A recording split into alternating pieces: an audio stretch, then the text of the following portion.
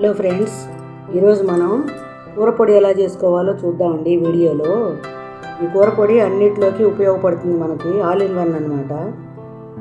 ఇడ్లీలోకి, దోశలోకి, మిగిలిన ఫ్రైలు అన్నిట్లోకి ఉపయోగపడుతుంది కూరపొడి. ఎందులో అయినా వేసుకోవచ్చు, బాగుంటుంది. ఇందులో ఫస్ట్ 1 కప్పు పచ్చిశనగపప్పు తీసుకోవాలి. ఆ కప్పు వేసేస్తాను నేను. అంటే మనం చేసుకునే క్వాంటిటీని బట్టి ఉంటుందన్నమాట. ఎక్కువ కావాలంటే ఎక్కువ వేసుకోవచ్చు, లేదు మనకు కావాల్సినంత వరకు నేను కొంచెం క్వాంటిటీనే చేసి చూపిస్తున్నాను. పచ్చిశనగపప్పు కొంచెం వేగాలన్నమాట. కొంచెం ఫ్రై అయ్యాలి. 2 స్పూన్స్ ఆయిల్ వేసుకొని దాంట్లో ఫ్రై చేసుకోవాలి. తర్వాత 1 కప్పు మనం పచ్చిశనగపప్పు వేసాం కదా, దాంట్లో 1/2 కప్ వేసుకుంటే చాలు. మినప్పప్పు ఎక్కువ వేసుకోకూడదండి. అంటే ఇది మినపప్పు ఎక్కువ వేస్తే ఏంటంటే మనకి అది ఫ్లేవర్ డామినేట్ చేస్తుంది, మినపప్పు ఫ్లేవర్. అవి కూడా బాగా వేగనివ్వాలి.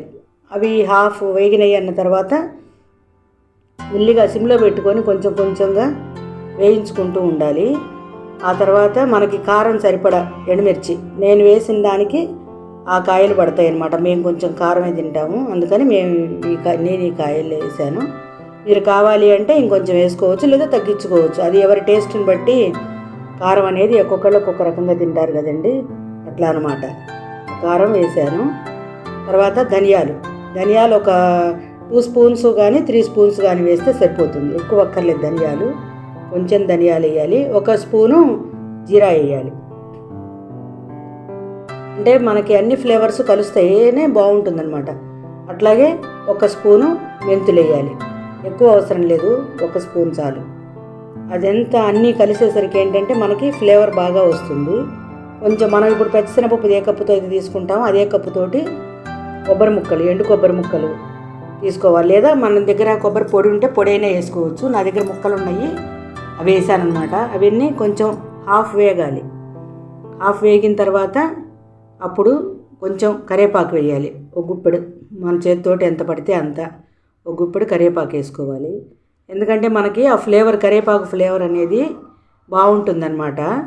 అందుకని కరివేపాకు వేయాలి. తర్వాత ఇంగువ, మీరు కావాలి అంటే వెల్లుల్లిపాయలు వేసుకోవచ్చు. నేనైతే మా ఇంట్లో వెల్లుల్లి వాడము, అందుకని చెప్పని ఇంగువ వేస్తున్నాను. మీరు ఇంగువ వేసుకోండి, లేదా అంటే కనుక కరివేపాకు వెల్లుల్లి వేసుకోండి. కొంచెం ఎంత 2-3 రెమ్మలు చింతపండు, ఎక్కువ అక్కర్లేదు. ఎందుకంటే కారం ఎక్కువ రాకుండా డామినేట్ చేయకుండా ఉంటుందన్నమాట. పులుపు తగులుతూ ఉంటే టేస్టీగా ఉంటుంది, ఆ ట్యాంగీ ఫ్లేవరు బాగుంటుందన్నమాట. అన్నీ వేయించిన తర్వాత కొంచెం సేపు తిప్పితే ఏంటంటే అవి ఎండుమిర్చి, కరివేపాకు అన్నీ వేగుతాయి కదా. వేగిన తర్వాత ఒక ప్లేట్లో పోసి మొత్తం కూల్ అయిపోవాలి. అన్నీ చల్లారిపోయిన తర్వాత మనం మిక్సీ జార్లో వేసుకొని మిక్సీ వేసుకోవాలన్నమాట. అవి అన్నీ మిక్సీ జార్లో వేసి మెత్తగా మనం పౌడర్స్ వేసుకుంటాం కదా, అట్లా మిక్సీ వేసుకోవాలి. దాన్ని అన్నీ కలిపేసి చల్లారాలండి. బాగా చల్లారిన తర్వాత వేసుకోవాలి. దానికి సరిపడా సాల్ట్ ఎవరి టేస్ట్ని బట్టి వాళ్ళు వేసుకోవచ్చు. సాల్ట్ ఇంతనేం లేదు, దానికి సరిపోయింది 1 2 స్పూన్స్ సరిపోయింది. కొంచెం అట్లా వేసాను నేను కరెక్ట్గా. తర్వాత కొంచెం పసుపు, 1-2 పించెస్ పసుపు వేస్తే అది కలరు అది బాగుంటుంది. ఒకసారి తిప్పి చూసి మరీ మెత్తగా కాకూడదు, కొంచెం బరకగా ఉన్నప్పుడు తీసి మళ్ళీ ఒకసారి చూసుకొని తిప్పుకొని పళ్ళెల్లో పోసుకోవాలన్నమాట. అది కొంచెం ఆరిన తర్వాత దాన్ని డబ్బాలోకి తీసుకొని ఎయిర్ టైట్ దాంట్లోకి తీసి పెట్టుకొని చక్కగా మీరు ఇది 1 మంత్ ఉంటుందండి. ఈ పౌడరు వాడుకోవచ్చు, బాగుంటుంది. ఇడ్లీలోకి, దోశలోకి, ఫ్రైస్లోకి, మామూలుగా ఏదన్నా కర్రీస్ అవి చేయాలంటే బద్దకిస్తే కొంచెం ఈ పౌడర్ వేసుకొని నెయ్యి వేసుకొని తిన్నా కూడా చాలా బాగుంటుంది.